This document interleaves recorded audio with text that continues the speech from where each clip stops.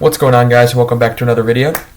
Today we got a playoff series video once again, 2013 round 2. I had used green marker so it looks harder to read than the blue marker than usual. So if you can't read that, I can barely read it while looking back at the screen. So yeah, let's get right into it. So 2013 round 2, Hawks beat Minnesota round 1. They beat the 8th seed pretty easily in 5. So Detroit was the 7th seed who beat the 2nd seed at Anaheim in 7, so they were already quite tired.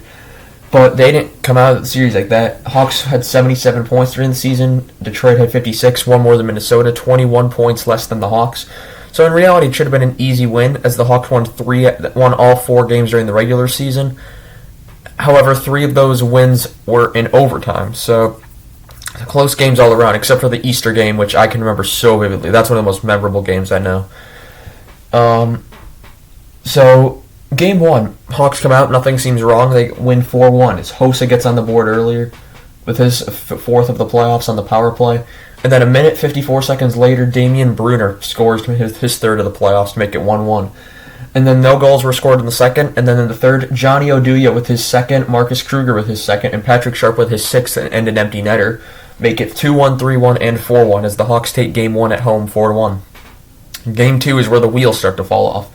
It starts off well, though. Kane gets on the board first with his 1st of the playoffs to make it 1-0, and then in the second period, Damian Brunner gets scores his 2nd of the series with his 4th of the playoffs.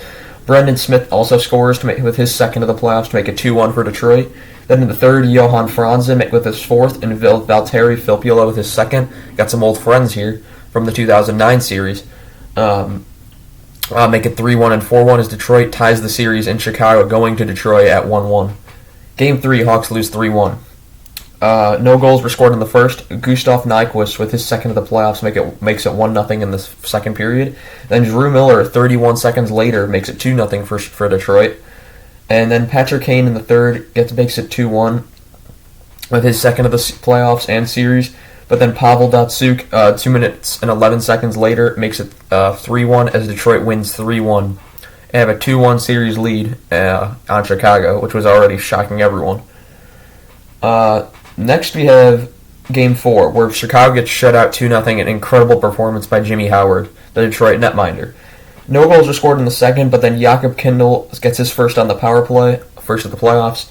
And then Daniel Cleary, another old friend, gets his 3rd of the playoffs with an empty netter as Detroit takes Game 4 2-0 and have a 3-1 series lead on Chicago. Game 5, Hawks win 4-1 in a must-win. Brian Bickle continues his role with his 4th of the playoffs to make it 1-0 in the first. Then in the second, Daniel Cleary responds with his 4th of the playoffs to make it 1-1. And then Andrew Shaw scores his 2nd on the power play. And Jonathan Toews gets his 1st of the playoffs on the power play 2 minutes and 39 seconds later. So that makes it 3-1 for Chicago. And then in the fourth, Shaw gets his 3rd of the playoffs with his 2nd of the game to make it 4-1. Hawks now are down 3-2 in the series, going home to Detroit. Or going back to Detroit. Game 6, Hawks win 4-3 in a close game. Marian Hossa gets on the board early with his 5th of the playoffs on the power play. Patrick Eaves then scores to make it 1-1.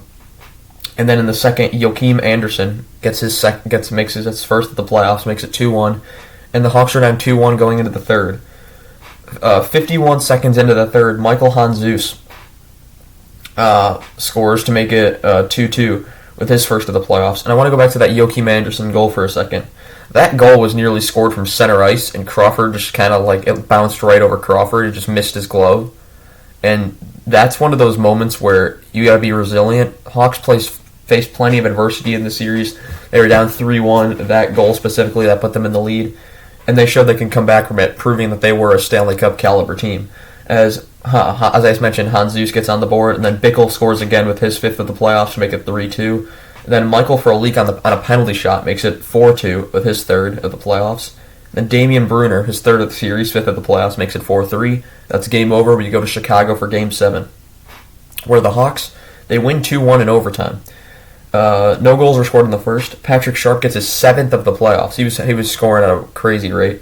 Makes it 1-0. Then in the third, Henrik Zetterberg makes it 1-1 with his 4th of the playoffs. And then late in the third, I believe a minute and 51 seconds left, Nicholas Hjalmarsson scores what would have been the game-winning goal. However, it's disallowed because the ref was calling coincidental minor penalties on, I believe it was Kyle Quincy and Brandon Saad for roughing, even though Kyle Quincy threw Saad over the bench and Saad couldn't get out of the bench. He was trying to get out, and they called them both for roughing. So great reffing there, and that's another moment of adversity that I like to mention. Just the game's won, it's over. They score with 1:51 left, and then that kind of BS reffing call screws them over. But then they overcome it because in overtime, Brent Seabrook, with his first of the playoffs, the overtime specialist himself, makes it 2-1. Hawks come back from 3-1 down and take the series in 7, and they move on to play LA in the conference final. And those are the former Cup champs, so it's another harder challenge. So in the series, Hossa and Sharp led the team in points, each with 2 goals, 3 assists with 5 points. Kane had 2 goals, 2 assists, 4 points. Hans Zeus had 1 goal, 3 assists, 4 points. Tays had 1 goal, 3 assists, 4 points. And Keith had 0 goals, 4 assists, 4 points. Crawford went 4-3 with a .929 save percentage, so pretty respectable. .950 in the first round, .929 in the second. He's doing pretty well. And then Cleary leads the team and leads Detroit with 2 goals, 3 assists, 5 points. Bruner has 3 goals, 1 assist, 4 points. Zetterberg 1 goal, 3 assists, 4 points. And then Howard goes 3-4 with a .937 save percentage. Jimmy Howard was phenomenal in the series. And you see the way Detroit is now, and why didn't they go into a rebuild sooner? And they could have avoided how bad they were a few years ago. It's because they were so I'd like to see this as the pinpointing moment. When Ken Holland was GM, they were 1 game from the conference final here. So they were close. They nearly knocked out the President's Trophy winner, but they just couldn't finish it out here, they couldn't finish it out here, and they couldn't finish it out here. So that's one of the reasons that Detroit probably didn't go into a rebuild and would stay at trying to just keep their playoff streak alive in 2014 when they moved to the Eastern Conference, 2015, 2016, and then they finally missed the playoffs in 2017. Then 18 would be miserable, 19 would be miserable, 20 would be if that season hadn't ended early because of COVID, the virus, I should say. It could have been a lot worse than I believe they had 51 losses at the time when they were in 70 games. So, yeah, that's really all I have for you guys today. Next, as we'll be covering the Chicago-LA series. And then we'll have, I believe, on today's the 20th. So on the 30th, we'll have the final, and then we'll start 2014 on New Year's Eve. So that's all I have for you guys today. Thank you guys for watching. I'll see you guys next time. Goodbye.